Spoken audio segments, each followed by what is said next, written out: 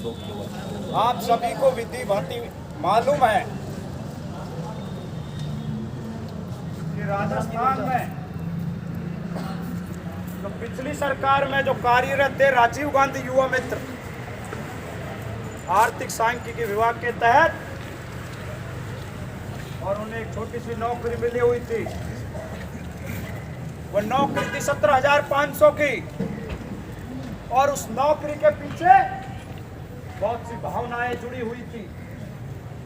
अरे किसी का परिवार चल रहा था तो किसी के गांव में वो नौकरी एकमात्र ऐसी नौकरी थी, या तो डॉक्टर सेवा करता है या राजीव गांधी युवा मित्र सेवा करता है। हमने ऐसे ऐसे लोगों को पेंशन दिलाने का काम किया था जिसके ना पूरे कागज कंप्लीट थे। हमने ऐसे ऐसे लोगों को मुख्यमंत्री कन्यादान योजना में सहायता दिलाई जो बीपीएल परिवार से था और वो शादी करने की स्थिति में नहीं था। हम गए उसके घर पे और हमने कहा कि राजस्थान सरकार की ये योजना चल रही है, ये योजना में आपको 50,000 रुपए का लाभ मिलेगा।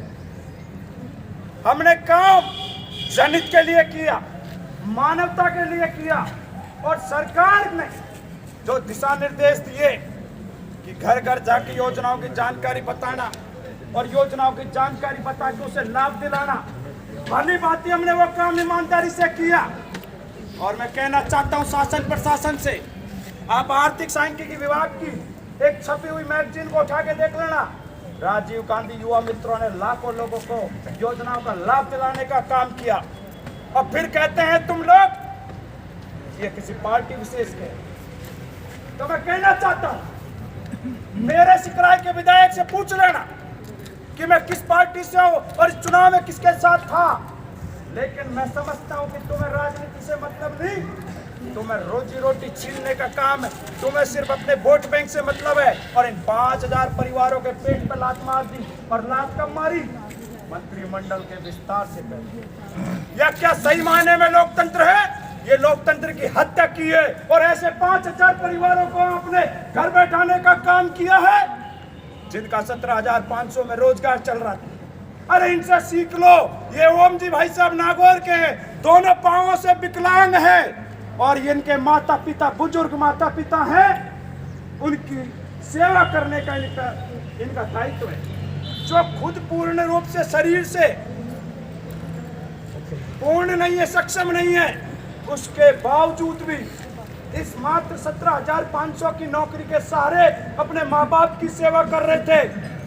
अरे भजन लाल जी देखो ना इनकी तरफ, लेकिन आपको तो कोई मिसगाइड कर देता है, ये तो उसके लोग हैं, ये उसके लोग हैं। अरे राजस्थान के ये करोड़ों जनता के चुने, करोड़ों जनता के युवा हैं जो बेरोजगार थे, तैयारी कर रहे थे। पिछली सरकार ने भर्ती निकाली, इन्होंने फॉर्म भर दिया, फॉर्म भर के इनका नाम आ गया, और नाम आगे नौकरी लग गए तो क्या गुनाह कर दिया?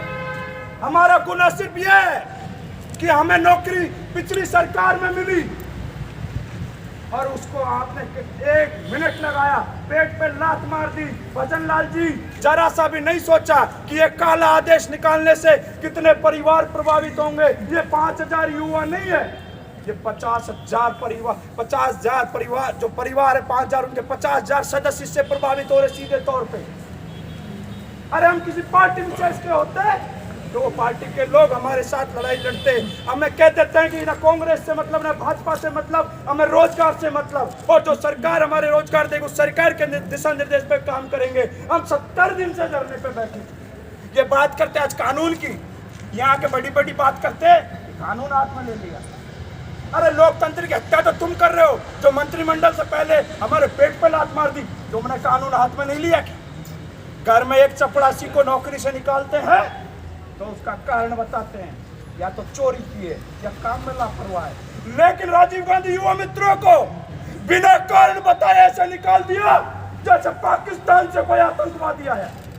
ये कैसा हमारे साथ अत्याचार कर रहे हैं? तो कह देना चाहते हैं कि ये 70 दिन तक नहीं हटे, क्योंकि ये किसान मजदूर के युवा हैं, ये पहले भी नहीं डरे, अब भी नहीं डरे, और आज कानून हाथ में लिया है तो उसके लिए आपने हमें मजबूर किया है। और सुन लो, लोकसभा चुनाव सिर पे है। ये 5000 परिवारों को कम मत आंकना। हम शपथ ले चुके थे कि हम सरकार के साथ, सरकार के अधिकारी, शासन का नुमाइंदा हमें जैसा निर्देशित करेगा हम काम करेंगे। हम सिर्फ हमारा छीना हुआ रोजगार मांग रहे हैं। आपको राजीव गांधी नाम से दिक्कत है तो आप इन्हें अटल युवा मित्र बनाओ, आप इन्हें पंडित दीनदयाल उपाध्याय युवा मित्र बनाओ, लेकिन इनके पेट पे लात मत मारो। और आज ये प्रदर्शन करने के लिए आपने हमें मजबूर किया। 70 दिन में राजस्थान के भाजपा के प्रत्येक नेता के दर पे ठोकरें खाई हैं, हमने नाके रगड़ी हैं और उनसे कहा कि बहाल कर दो, बहाल कर दो, बहाल कर दो। अरे थक गए हैं। और थक के क्या कुछ नहीं करता थका हुआ आदमी, क्योंकि आपने वो काला आदेश निकाल के हमारे पेट पे लात मारने का काम किया है। और मरे आदमी को क्या मारोगे? आज टंकी पे तो 15 जने चढ़े। और सुन लो, सरकार के नुमाइंदों सुन लो, कल पूरे राजस्थान के जिला मुख्यालयों पे भी टंकियों पे चढ़ेंगे। राजीव गांधी युवा मित्रों का यह आंदोलन रुकने वाला नहीं है। या तो शाम तक सीएम खुद हमसे डेलीगेशन करे और बहाली का आदेश निकाले, बिना बहाली के कोई घर नहीं जाएगा।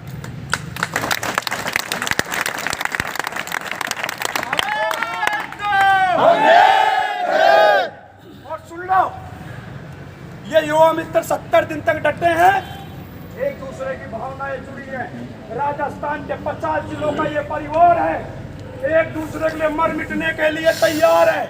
आज जयपुर की धरती पर यहाँ बने हुए हैं तो नेक इरादों के साथ में, सच्चाई की लड़ाई के साथ में यहाँ बने हुए हैं। हमारी न्याय उचित मांग है, हमें कोई राजनीति से मतलब नहीं है, हमारी रोजी रोटी से मतलब है। हमारा छीना हुआ रोजगार दे दो, हमें इससे ज्यादा कुछ नहीं कह रहे।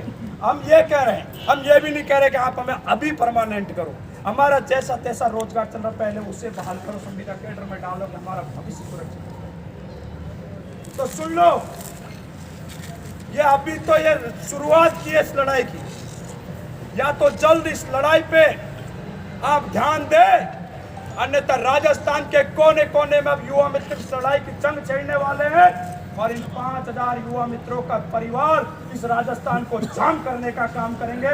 ये मैं खुली चेतावनी इस राजस्थान सरकार को देना चाहता हूँ। या तो युवा मित्रों को बहाल कर दो और आप सब इस जोश के साथ और होश के साथ बरकरार रहो। हमारे 15 भाई जान हथेली पर लेके चढ़े, वो हमारे लिए चढ़े और हमारे 7 भाई जानसन पे 7 दिन से भूख हड़ताल पर बैठे हैं, उनकी आत्माएं सिकुड़ रही हैं। अरे सरकार कैसी निर्दयी हो चुकी है, जिसको कोई परवाह नहीं है। ये शासन प्रशासन कैसा निर्दयी हो चुका है। हमारी न्यूज को दबा दिया जाता है, सरकार के सारे पर दबा दिया जाता है। हम तो अटारी गए थे, भजन लाल के माता पिता के चरणों में ढोक देने गए थे। अरे तो गांधीवादी युवा हैं, शांतिपूर्ण आंदोलन चाह रहे थे। बाध्य किया है तो आपने किया है, और अब बाध्य किया है तो नतीजा भुगत लेना। हम घर नहीं जाएंगे, बहाली का आदेश लेके जाएंगे। बने रहो। जय हिंद, जय भारत।